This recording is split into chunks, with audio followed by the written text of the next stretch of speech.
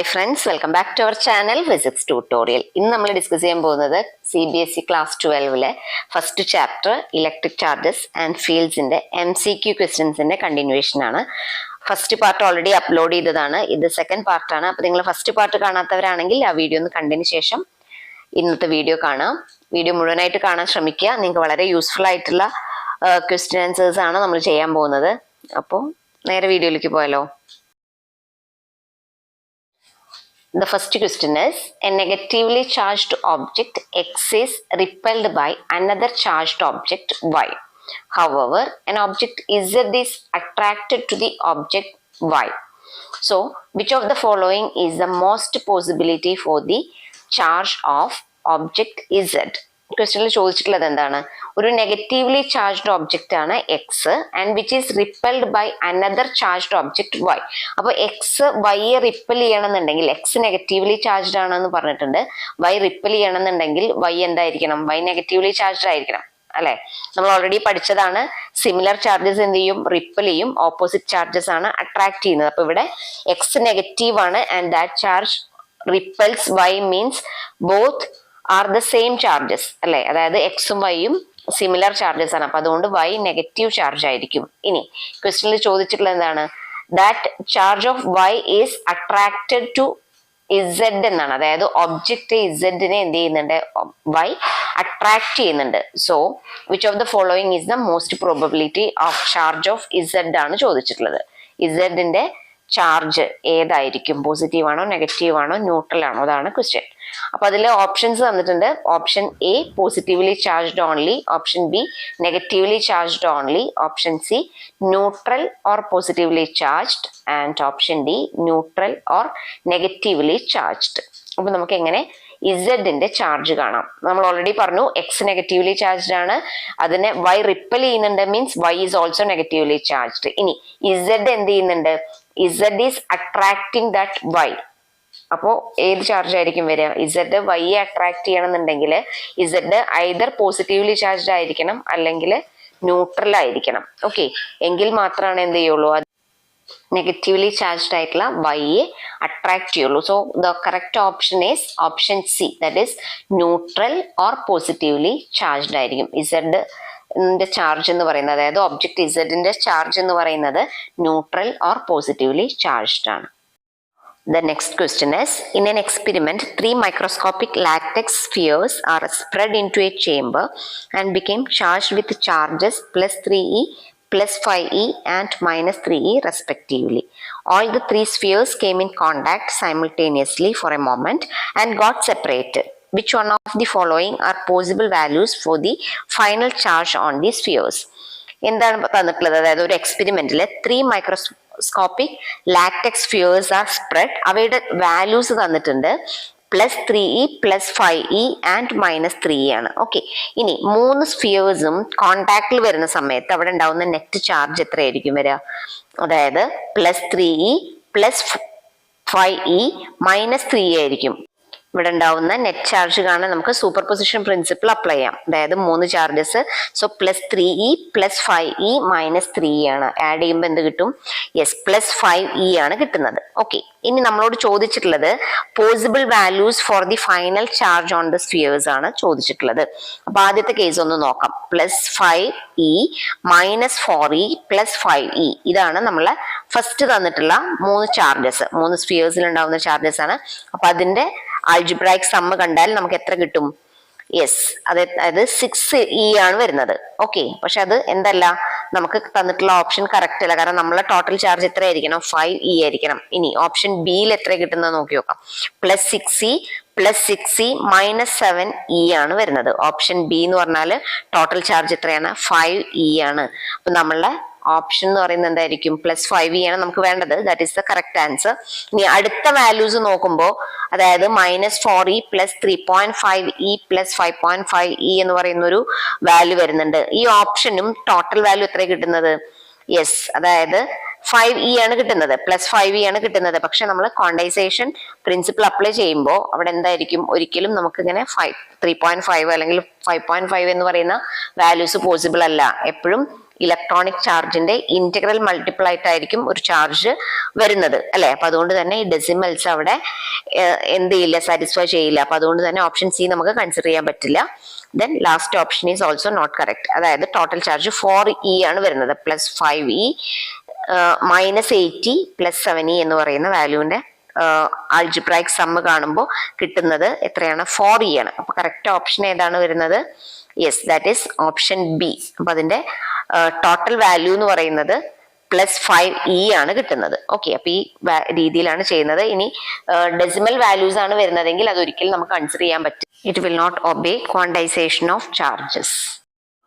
The next question is, an object has charge of 1 coulomb and gains 5.0 into 10 to the power 18 electrons. The net charge on the object becomes. So object in the charge is given, that is 1 coulomb and gains 5.0 into 10 to the power 18 electrons. So net charge on the object ആണ് നമുക്ക് calculate ചെയ്യേണ്ടത്. Options are, now how we can find the net charge on the object. So ഇവിടെ തന്നിട്ടുള്ള ചാർജ്, object has charge of 1 coulomb എന്ന് പറഞ്ഞിട്ടുണ്ടല്ലേ. So charge of 1 electron എന്ന് പറയുന്നത് -1.6 into 10 to the power -19 കൂളമാണ്, ദാറ്റ് വി നോ. ഓക്കെ, അതുപോലെ it gains 5.0 into 10 to the power 18 electrons എന്ന് പറഞ്ഞിട്ടുണ്ട്. So 5 into 10 to the power 18 ഇലക്ട്രോൺസിൽ ഉണ്ടാവുന്ന ടോട്ടൽ നമ്പർ ഓഫ് ചാർജ് എന്ന് പറയുന്നത് എന്തിന് ഈക്വൽ ആയിരിക്കും? Q is equal to n into E ആണ്. So n is 5 into 10 to the power 18 and E is -1.6 into 10 to the power 19. അപ്പൊ അതിനെ multiply ചെയ്യാം. So we will get -5 into 10 to the power 18 into 1.6 into 10 to the power 19, അതായത് -0.8 കൂളമാണ്.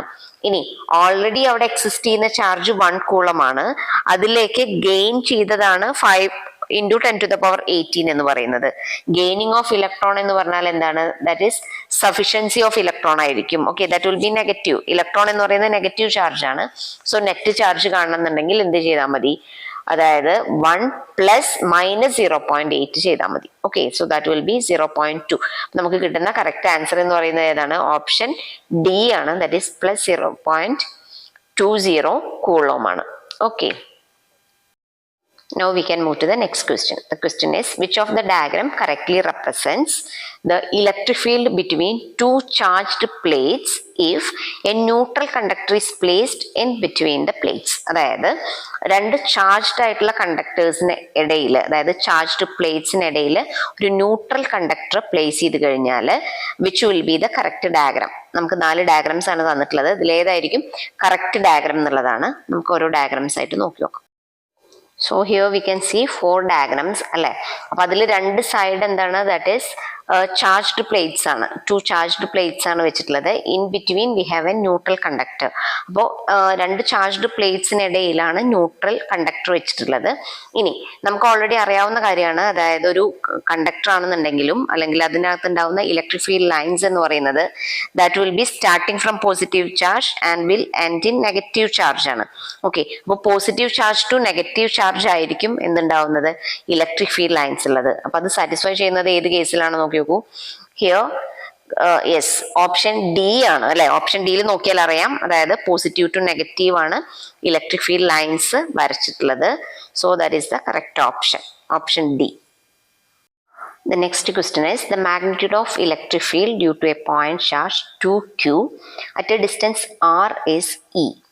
Then the magnitude of electric field due to a uniformly charged thin spherical shell of radius capital R with a total charge Q at a distance R by 2. Here small letter r is too much greater than R will be E by 4, 0, 2e and 4e. ഏതാണ് correct option എന്നുള്ളതാണ്. ഇവിടെ തന്നിട്ടുള്ളത് എന്താണ്? Magnitude of electric field due to a point charge 2q എന്ന് പറയുന്നത് E ആണ്. എന്നാൽ magnitude of electric field due to uniformly charge thin spherical shell of radius r by 2 ആണ് നമുക്ക് കാണേണ്ടത്. Radius small letter r by 2 ആണ്. അപ്പോൾ what will be the electric field in this case എന്നുള്ളതാണ് ചോദിച്ചിട്ടുള്ളത്. Here we have the electric field due to point charge. Electric field due to point charge എന്ന് പറയുന്നത് എന്താണ്? 1/4πε0 Q by R square ആണ്. Okay, ഈ കേസിൽ തന്നിട്ടുള്ള ചാർജ് 2Q ആണ്. അപ്പൊ ഇക്വേഷൻ എങ്ങനെ എഴുതാം? 1/4πε0 പകരം നമുക്ക് K എന്ന് എഴുതാം. K into 2Q by R square എന്ന് എഴുതാം. ഓക്കെ, ഇനി electric field due to spherical ഷെല്ലാണ് നമുക്ക് കാണേണ്ടത്. So that is E dash is equal to 1/4πε0 Q by R square ആണ്. So here R is given as R by 2. Okay, അപ്പൊ അതുകൊണ്ട് എന്ത് എഴുതാം? K into Q divided by R by 2 the whole square ആണ്. So that will be equivalent to 2E. Okay, R by 2 whole square ആണ്. So that will be equal to 2E. അപ്പൊ നമ്മളെ correct option വരുന്നത് ഏതാണ്? Yes, option C is the correct answer. The next question is, four objects W, X, Y and Z, each with charges plus Q, are held fixed at 4 points of a square of side D as shown in the figure. Objects X and Z are on the midpoints of the sides of the square. The electrostatic force exerted by object W on object X is F. Then magnitude of the force exerted by object W on Z is options F by 7, F by 5, F by 3 and F by 2. Okay, നമുക്ക് തന്നിട്ടുള്ളത് എന്താണ്? 4 objects ഉണ്ട്, W, X, Y and Z.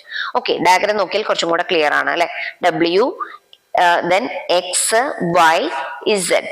Okay, ഇനി each are having charge plus Q. അപ്പൊ എല്ലാ ചാർജസും plus Q ആണ്, equal charges ആണ്. ഒരു സ്ക്വയറിന്റെ സൈഡിലാണുള്ളത്. മാത്രമല്ല എക്സും ഇസഡും എന്താണ്? Mid points of the sides ആണ്, ഷോൺ ഇൻ ദ ഫിഗർ.